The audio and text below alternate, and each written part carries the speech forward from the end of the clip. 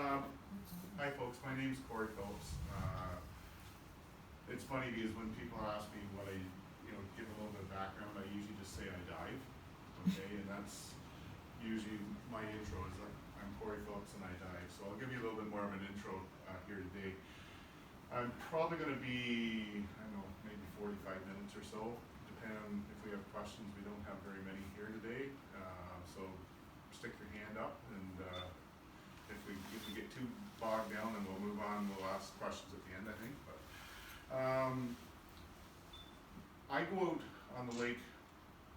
My wife is here, and she says probably too often, but I usually get about 50, 55 dives in out on Lake Ontario a year. So I think that's too few. My wife thinks that's too many, but I think it's fairly decent for this area, considering that our water gets pretty hard for quite a few months of the year, right? So, and it's really difficult to get out there. So I'm going to actually do a lot. I'm going to talk about a lot of things here today, and some of the stuff I'm going to sort of skim over. If you want, you can sort of go and look the stuff up online in more detail. If you're interested in some other stuff, we can talk a little bit more in detail as well about that. So I'll just get started here. So diving in Lake Ontario. I'm here sort of representing. I've got different feet in different pockets right now. So I'm here for representing SOS. I'm the mooring director for SOS, and I'll get into what that sort of entails a little bit and what SOS is all about. I also run a website called Ontario Diving on Facebook, and it's I think we're almost 4,000 members on it right now, which is pretty decent for a niche market like what we're talking about right now. So we run something in the background called shotlinediving.com as well, and that's really sort of where my passion is going out, finding these wrecks, diving them, and then documenting them. So, and I'm basically going to cover a lot of the documentation process we go through. So, and at sort of a high level. So. Most of these photos, I'll point out the photos that aren't mine, but most of these photos are actually ones that I've taken as well. So, I think I've covered most of that there. Tools for documenting. We're going to talk about Prince Edward County shipwrecks as well. Most of my diving is in Lake Ontario. I have dove on the East Coast, I've dove on the West Coast, I've dove in Florida and Tortola. I have about 900 dives in, so that gives you a bit of an idea. And I'll talk about the CHA stuff, so the Canadian Harbour Aircraft Association, which I'm involved with as well. And then, so where can you go from here, sort of thing as well.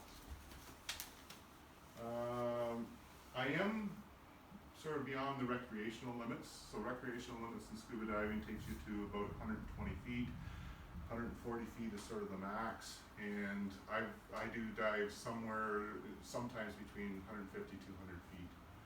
When I'm doing that, I'm into a normoxic diving gases, which just basically means it's a gas that you shove in your mouth on the surface and not asphyxiate yourself. So you don't have to go to a certain depth to use that gas. I'm an underwater photographer, videographer, and I think I covered it. I crew on a dive boat out of Wafoos as well. So I do spend a fair amount of time out on the lake. So this is actually one of my training photos right here, and that's me right there, a younger version of me. So longer hair and a lot less weight, but that was my fundamentals course. I put that in because that was sort of a turning point in my diving career, in my learning sort of stuff. So, how many wrecks do you think that there are in the Great Lakes? Thousands. There are thousands. Does anybody have? There was one article, a woman said that there were 500. I've never been down there, so I don't know. So we're I don't have an exact number, but the estimate is between 6,000 and 10,000 shipwrecks. Wow. Of some sort. Now, some of those might be more like skiffs, like fishing skiffs, and some of those are as large as the Edmund Fitzgerald, right? So anything in between, right? So some are historic, some are like there's the Roy Jodry, which sits just off of in the St. Lawrence in 250 feet of water there, and it went down in the early 70s as well, right? So there's all kinds of different shipwrecks some of the stuff you're gonna see is probably 120 years, sort of give you a bit of an idea of old that we'll be covering, so. So this is actually from our webpage, shotlinediving.com. These are the ones we have documented that we know about, okay? We may not have dove them yet, we may not have gone and done video or surveys or anything like that on them, but we have, I checked with Tom this morning, who's the co-founder of Shotline with me. We've got about 2,000 that are documented right now, so which is pretty decent. So this is we're more interested in the Ontario stuff. So as you can see, it gets pretty packed in certain areas, right? So does anybody know why there's more shipwrecks in this area here than there is in this area out here? Shoals, Shoals is one, yeah. that's where the weather blows, tends to go And- southwest, southeast. Yeah, so when you have a storm, it's blowing from the west to the east, right? So it makes quite a difference. Out here, you've got deeper water, and like you say, the shoals then they get hit out here. There's also islands that are, so we've got Main Duck, we've got False Duck, we've got Timber Island, right? So, and I know I'm missing a couple out there too, but, so a lot of these stories end up tying in with sort of the area, so, and then if we're looking at Picton, Prince Edward County wrecks, these are the ones that we know about right now, okay, so I didn't count them, but there's probably, on the Canadian side, there's probably about 50 that we know about. So, there's a lot more out there that we don't know about, so what I encourage people to do is when they're going out with their boats, run their down imaging, and if you see on your down imaging, it's going along, and then all of a sudden it jumps up, and then it drops back down, there's probably something there, okay? The wreck of the Eureka down in Kingston, which would be somewhere in this area here, it might actually be that one, but, what ended up happening is they were going from one wreck to the other, and they saw something on the down imaging, and the boat captain said, do you guys wanna dive like a virgin wreck? I don't know that there's anything, I don't know that what's here. And they said, no, we wanna go to the other ones that we're paying to go to. So, it was about 10 years before that wreck got opened up to the public. So, again, that's what I'm looking for, and that's where the name Shotline comes in, because what we do is we throw over, and I'll show you what a shotline looks like later on, but I throw the shotline in, and that's all I use to go to the bottom. So dive site statistics for this area, we have stuff right from pretty much out of the water to 250 feet deep. If we look at the 250 foot deep spot, it's right in the gap right here between Amherst Island. So there's two wrecks that are actually in there. The London, actually it looks like three, but there's the Londonderry and also the Hilda, I think are the two that are in there. And they're in about 250 feet. They were used when they were building either the cement plant, I think it was a cement plant, and they scuttled them. So our temperature, usually anywhere from freezing, I've actually had my regs freezing up and you get out of the water and they're a great big ball of ice, to about 70 degrees out on the lake. And as you go deeper, it gets colder, right? So, current, it can be mild, so you might sit there and just sort of feel yourself moving like that, or 1 or 2 knots, okay? Visibility, I like diving in the spring, because I'll show you some pictures from the spring, and you will go, I like the pictures from the spring. So they're a lot clearer, right? So I'm gonna put on my SOS hat here now. Save Ontario Shipwrecks is a not-for-profit, and the whole point behind them is they have sort of 3 main things, assisting museums, public archives, acquiring and displaying artifacts pertaining to Ontario marine history. So to display anything now, I can't just go and pull it out of the water and then bring it to the museum here. There's a process. You have to apply for a permit, and then you have to get licensed to take and go and look at the stuff. So as far as anything that isn't already known, if we find find something new out there, we have to have a permit to go and do that. And then what happens is, if we were to remove any artifacts, there actually has to be a license granted for that as well. So there is a little bit of a process, right? So, undertaking public education projects. So this is sort of part of that, okay? I'm doing this in an unofficial sort of capacity, sort of official. They know that I'm doing this. We have different chapters of SOS. Picton is the probably most active chapter that we have, which I'm a member of. And so that everybody in our group knows about that, but it isn't like a big SOS. It was advertised. So as part of our education, surveying, documenting and encouraging the preservation of shipwrecks. So those are the three things. How we end up doing that, is we have different things that we do as well. So four long-term goals: stop the destruction, identify, evaluate, monitor, conduct projects which contribute to the knowledge, understanding of Ontario's marine history. So the Oliver Mowat, which is out southwest of Main Duck, is a project that's being run right now, and they're trying to document that so we have a snapshot of time of it. So provide diving community and general public with the opportunity to learn and understand more. So I'm not going to get into reading this stuff, but there's more information on SOS. They do studies where they go and do pull stuff from archives. Preservation activities, so the blocks are part of the preservation activities that we do as well. Marine heritage promotion, so things like this, they go to the big outdoor show in Toronto as well, and they will have a booth there and do stuff that tries to promote underwater history there. And then they also lobby as well. These two pictures are not mine. I couldn't find a source for who they are.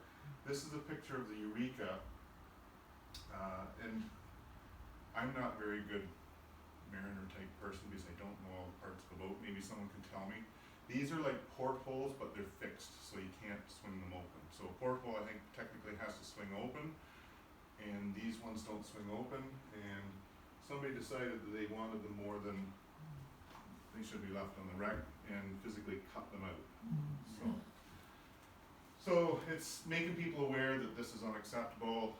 Actually, if they get caught, that's a $50,000 fine, and I think there can be imprisonment as well with that as well. So partnerships, we've partnered with Coast Guard. Does anybody have boats out there? Been out near Main Duck lately. You'll probably see 4 of these pool noodles sticking out of the water. And you probably go, what are those crazy fishermen doing? That's actually divers. What I did is I went down, put 4 brake rotors from the vehicle on the bottom of the line going to the surface. The Coast Guard is going to come along with a 4,000 pound, 5,000 pound block and drop that right in the center of that, so it doesn't drop on the wreck.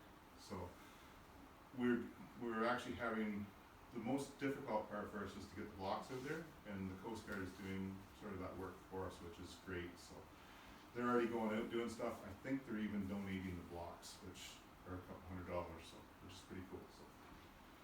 So that's something we've been working on through COVID, and we did the first one, which was the Florence. So they're doing the Oliver Mowat and the Fabiola, are the 2 wrecks that are going to be blocked this year. So when we do a mooring, we don't have any boaters here.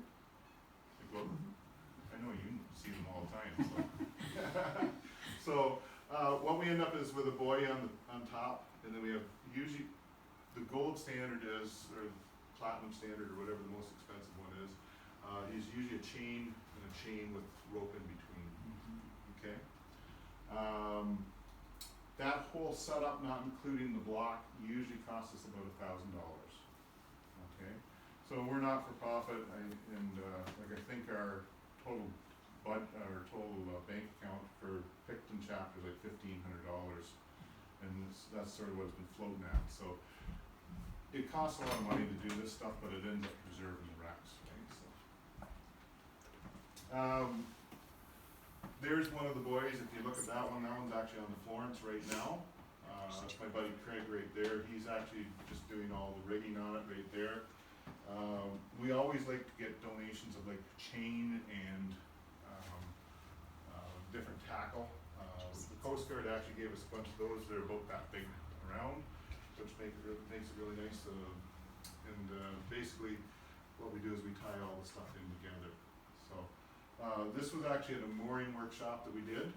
This is over at Point Traverse, and what we're trying to do is we're trying to braid the line. And anybody who's braided before, that isn't a very good example, but it isn't an easy job to do. So that's actually a poly steel line, they call it.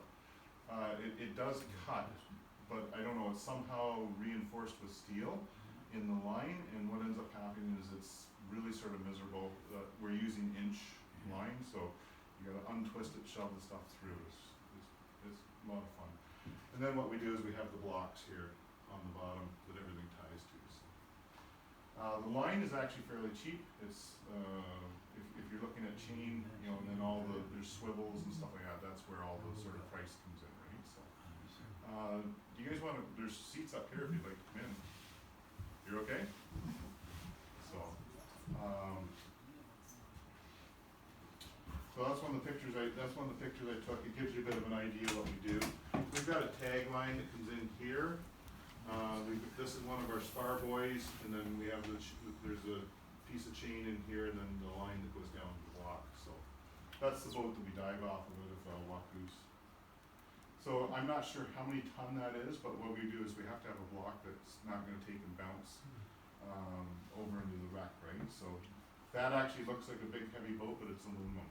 So it's actually a little bit scary when you're coming into dock, because if you've got a wind, it likes to blow it sideways. So you've actually that boat, even though it's 38 feet long, you have to be moving it, or else you're going to get yourself into problems.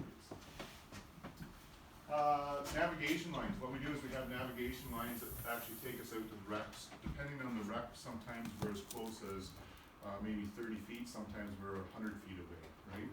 So there's a navigation line. Sometimes we get underwater, and it'll be pretty, well, you can see the visibility here is pretty poor.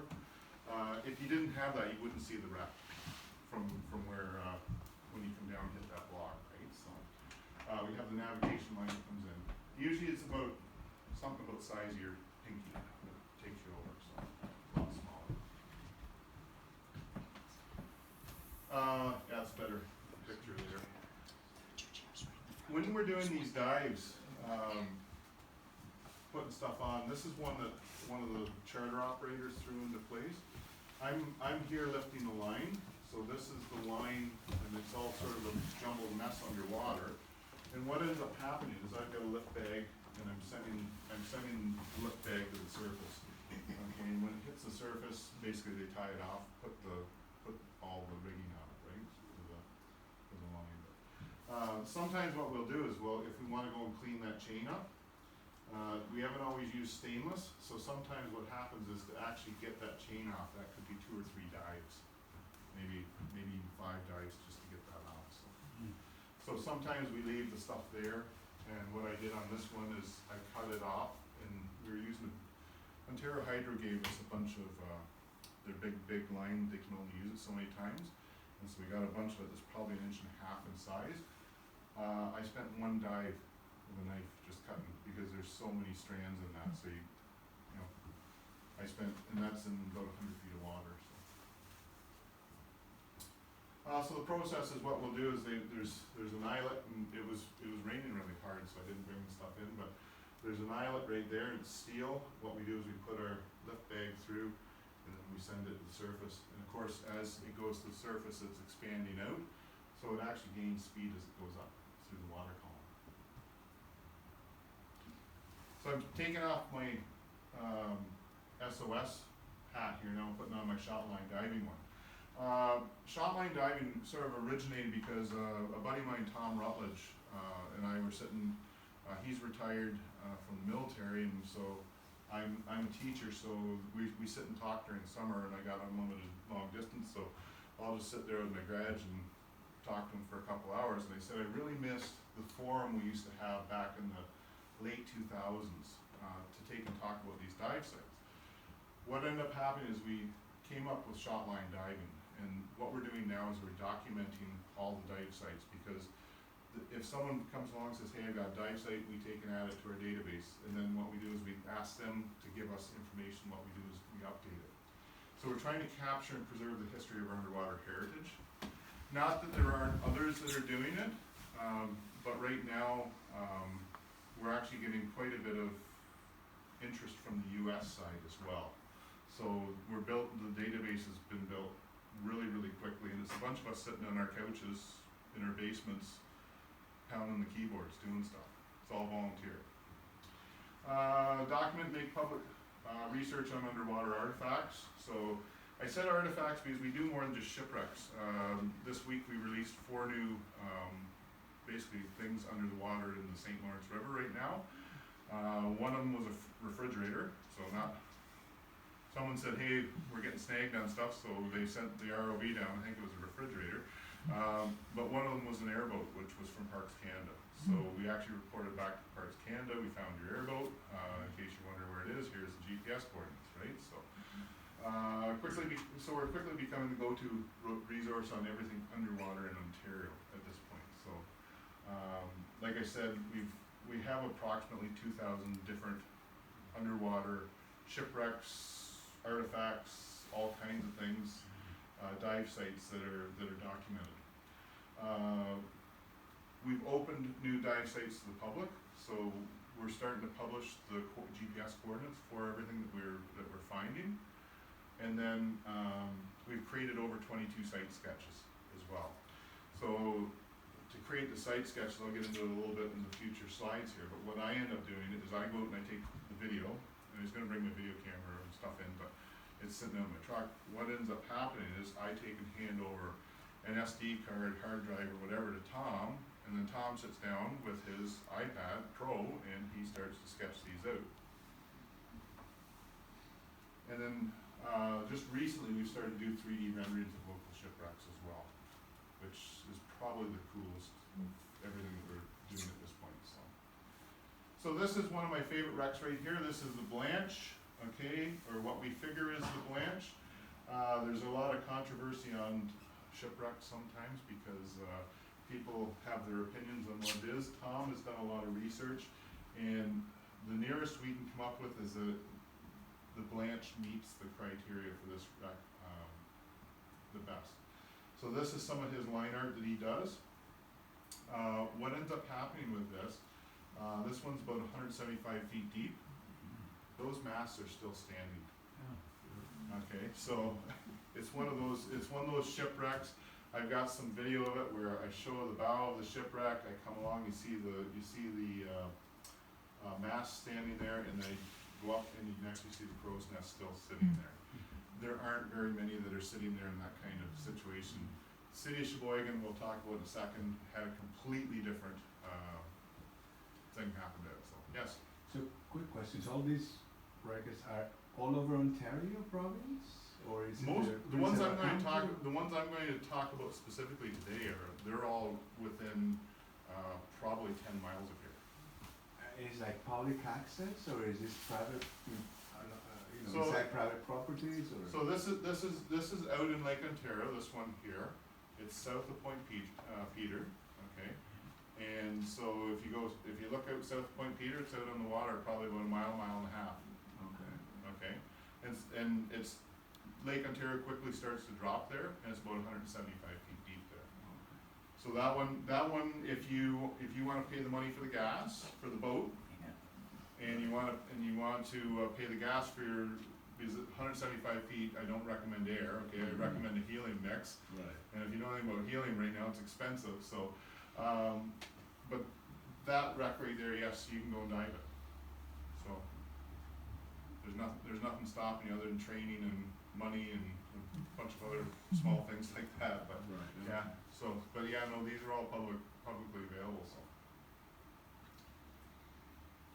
now this one's out more the Kingston side, but the reason why I put this one in here, it's a side paddle wheeler.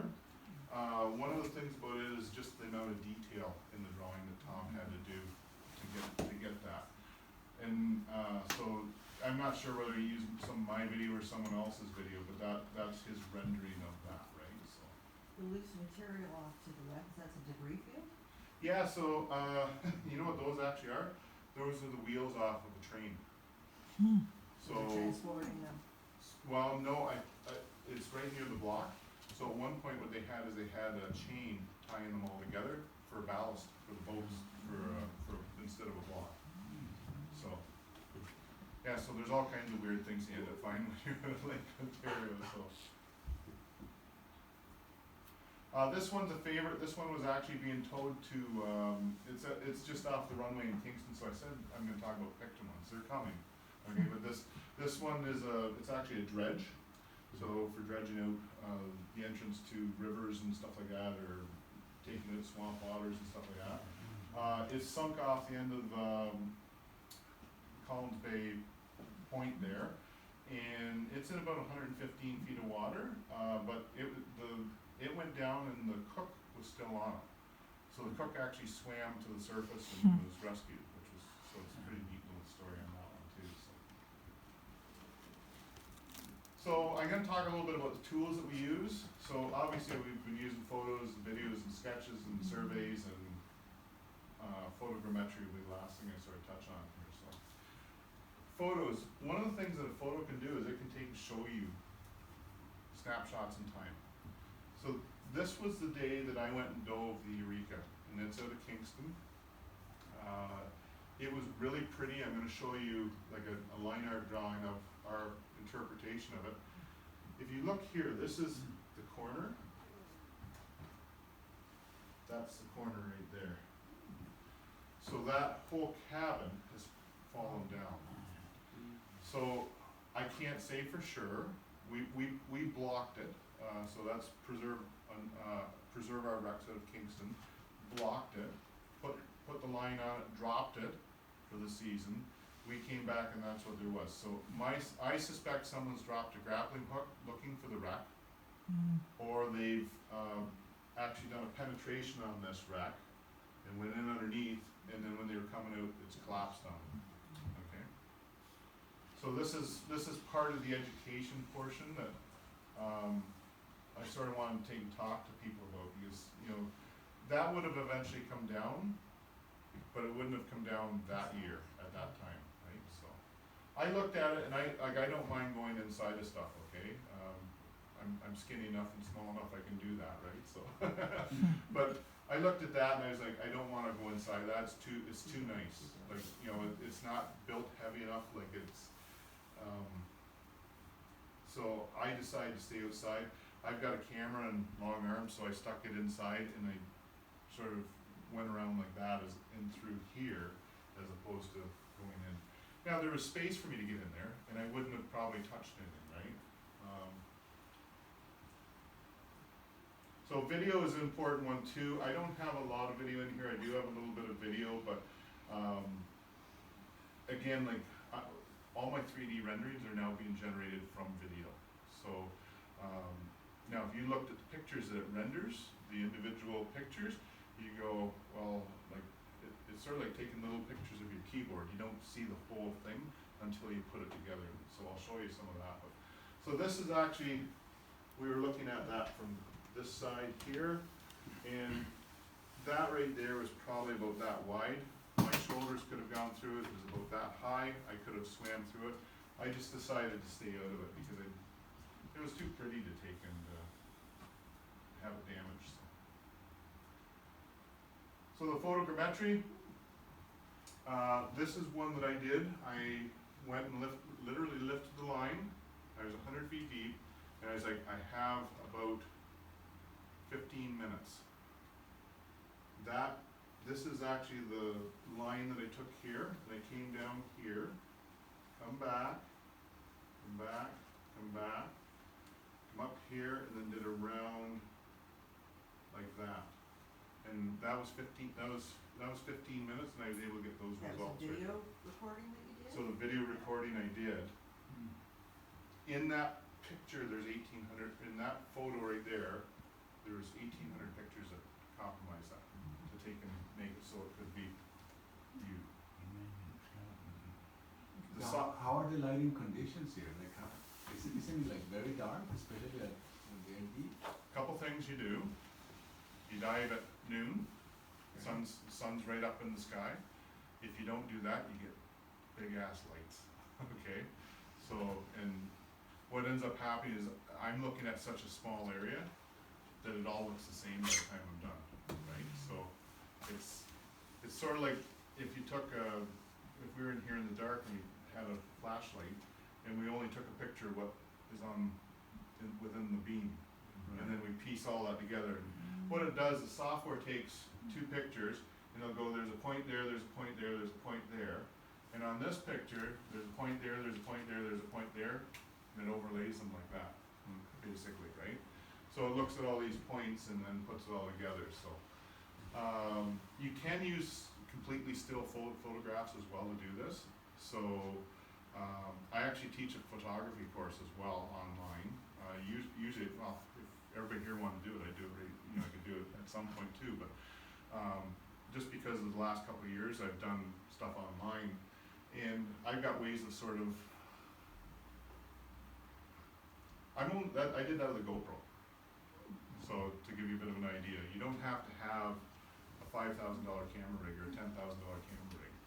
And, it's one of those things, the guys with the big cameras, look at some of the stuff and they go, wow, that's pretty cool. But again, if you know how to use the technology, you can make it do a lot of things, right? So, which is pretty cool.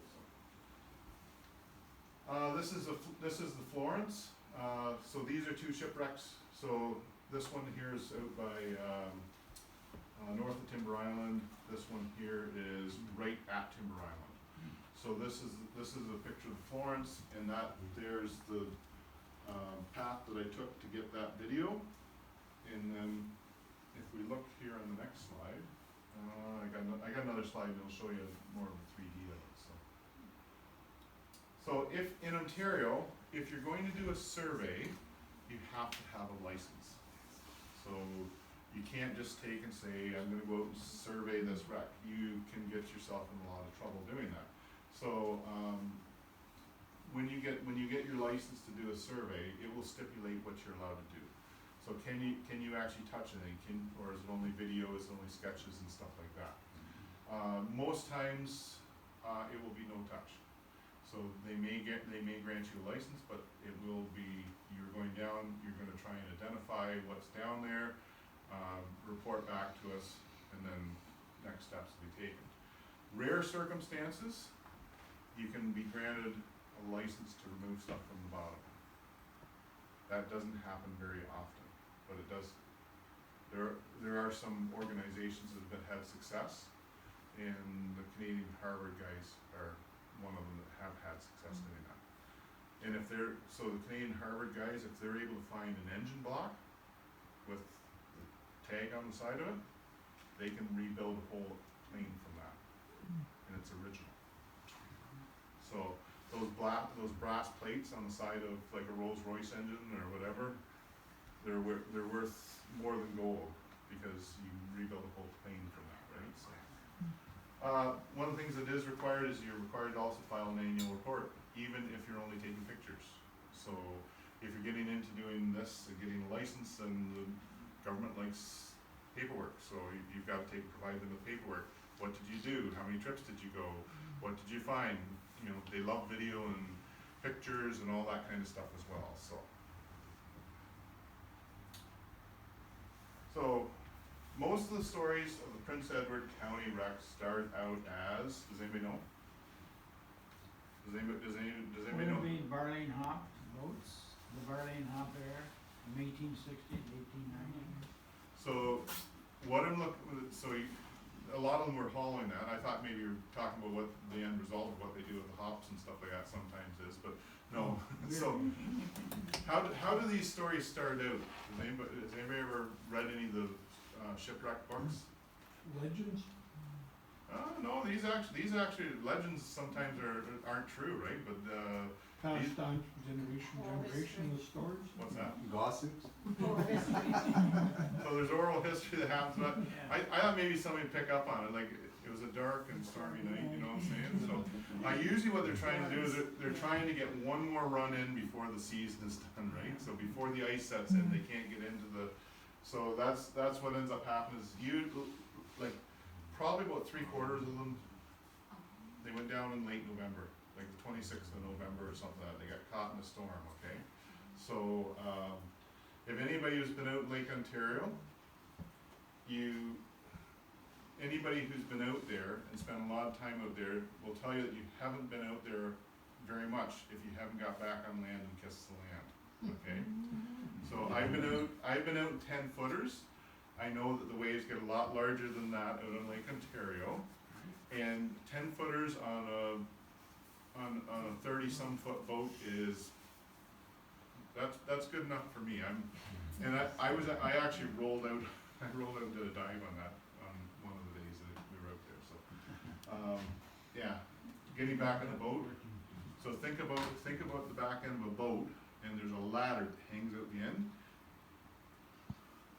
Yeah. Me with Year. almost 200 pounds of gear on, so, yeah. My wife's hearing stories about it, she doesn't want to hear. So what types of ships have sank out there? We've got schooners, we've got barks, we've got steamships, we've got sloops, passenger liners that were cut in half for World War I service. Yeah. Oh, you didn't know about that one? Oh, the Manola, yeah, so, the Manola. Yeah, it's out south of Point Traverse, and it's in about 75 feet of water. It's cut. Does anybody know why it'd be cut in half? Get through the lock. Get through the locks. Yeah. Yeah, exactly. Okay. So, getting through the locks, they were too big for the locks. The lake freighters were too big to go through the locks. So what they did is they cut them in half. It was being towed, and again, a storm came up, and I think it was late November. They cut her loose, and she sits upside down in about 75 feet of water right now. So.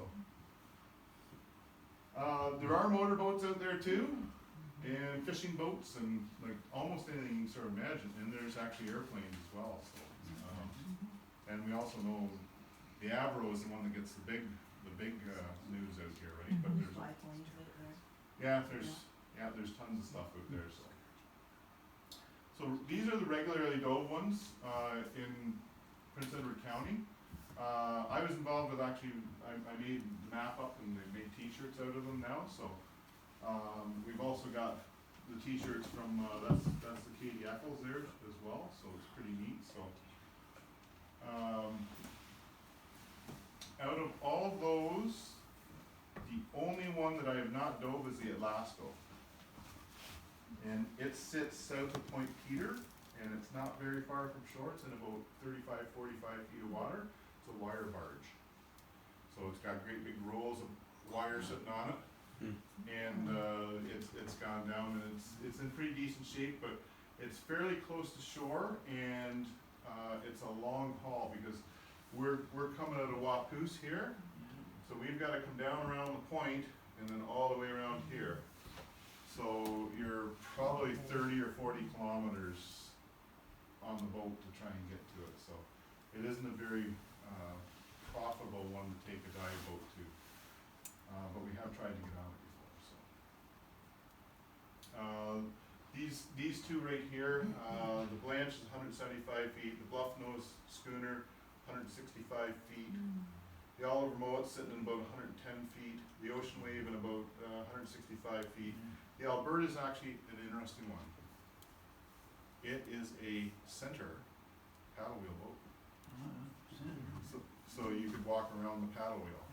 So, and it sits just off the point in Premier's Cove as well. So, now some of the stuff I do as well, like everything sort of evolves, right? So, I go out and I've got a scooter, so basically I clip myself off and it drags me through the water.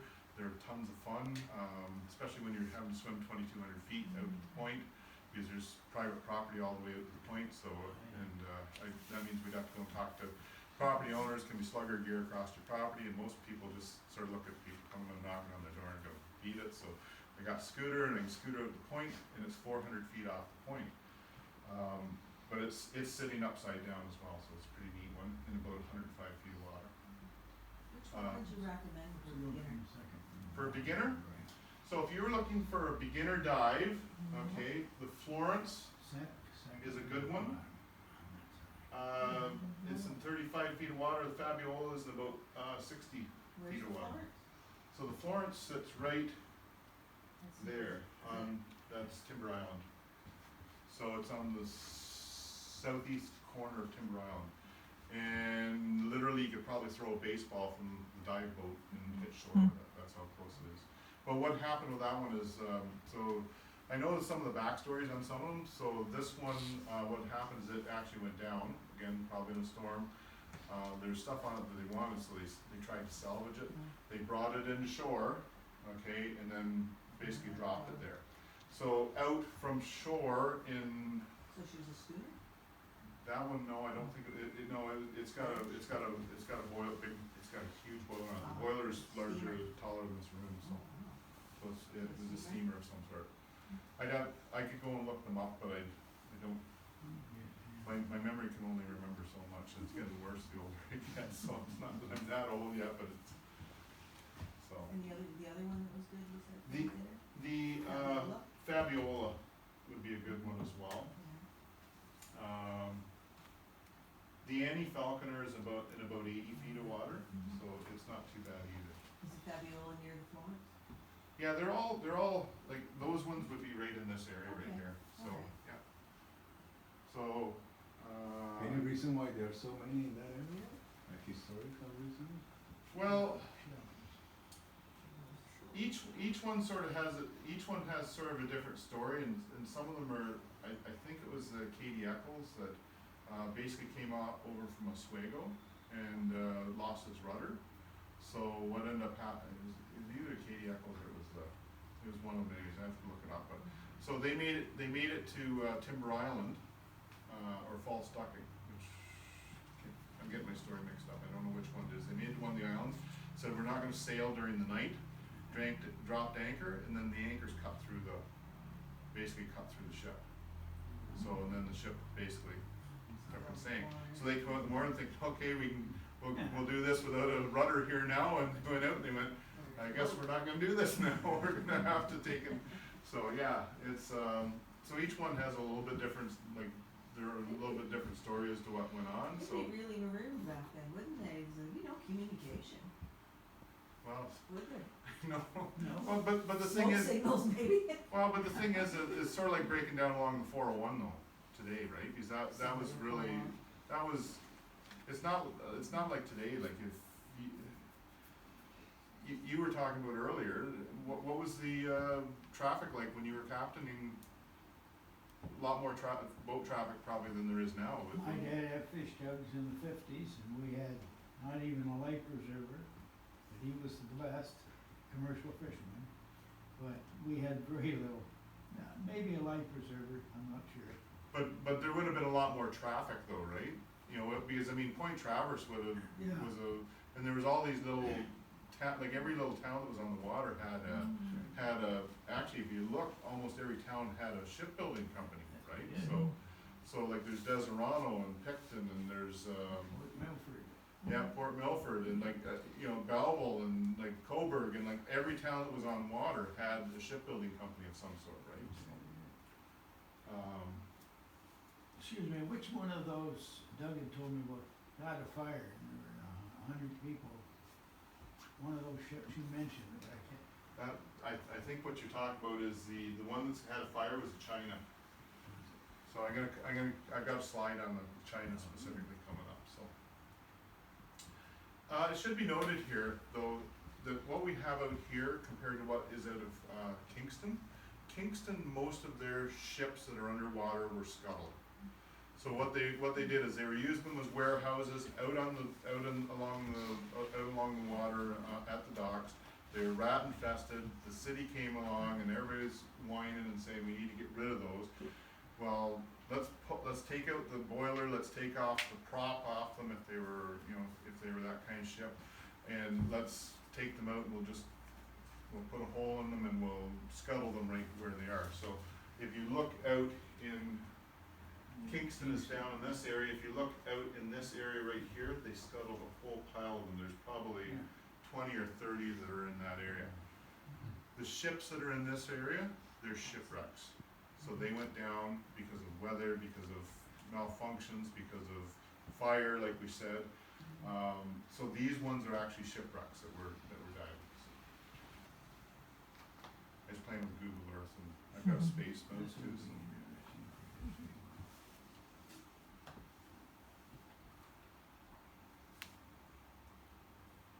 So I'm not sure whether we'll.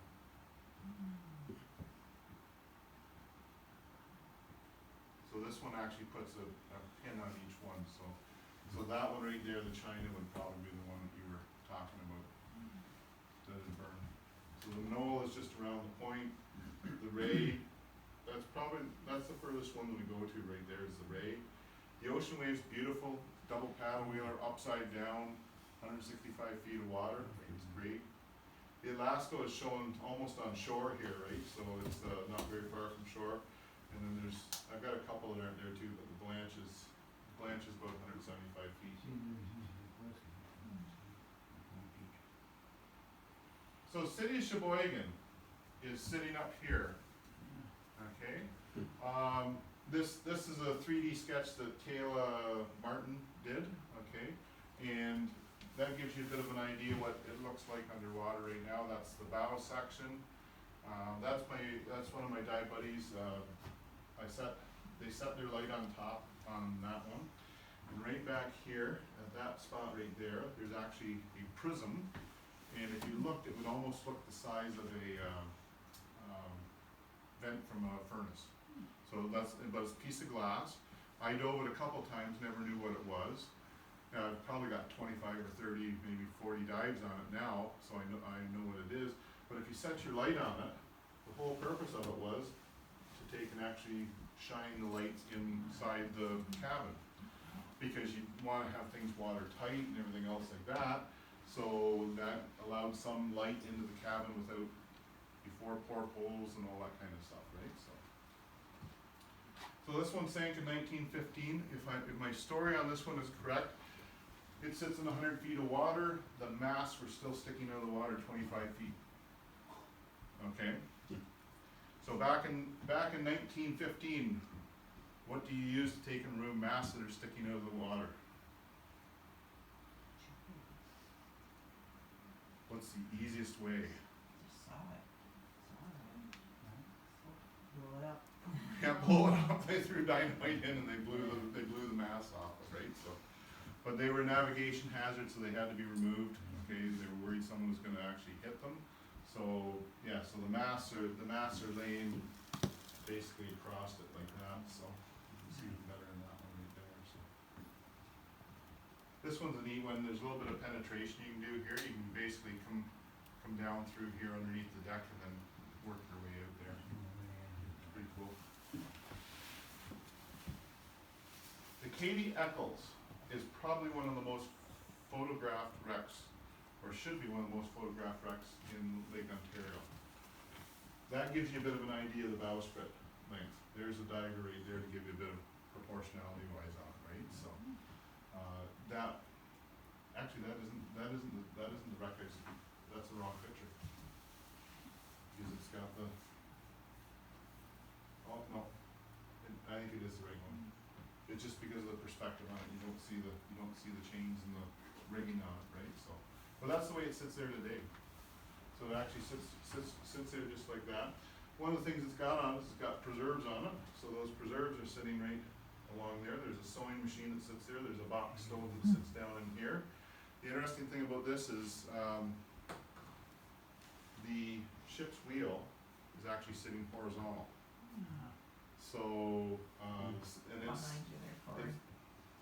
yeah, so it's sitting, but it's sitting right back there, but it's sitting horizontal. So that's a picture I got with some divers in behind it. The wheel's probably about that big around or so. So the divers really aren't that small, they're further back. So,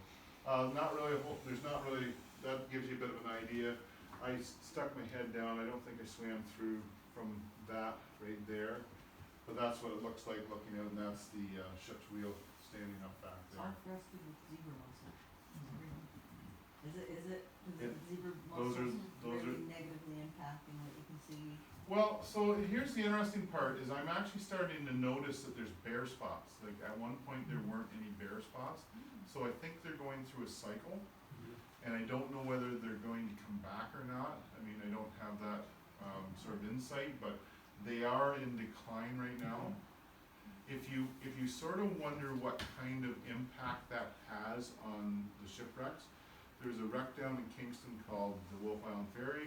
If you're old enough, you may have, the Wolf Islander 2, I think it is, it's the real name. If you go out and come down the stairs on that, the zebra mussels, and I think they call them quaggy mussels as well, is about that deep From the floor. from the floor. So just think about the amount of weight. Now that ship can take that because it's a steel hulled Yeah. ship, but that's the kind of weight. Yeah, and it's an area that's probably the size of this room.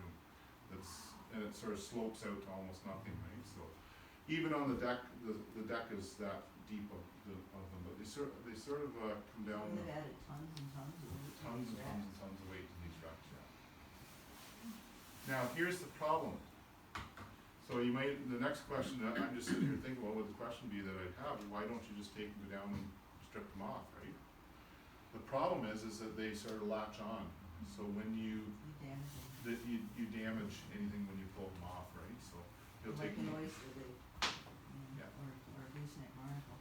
Yeah, so it's pretty neat. On each one of these shipwrecks, and when I do the dive brief, and are down in this area is where so the reason why they come down here is because they actually did where the block is. So the block actually sits at about here.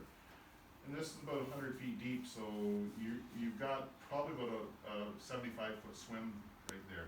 So you can spend a lot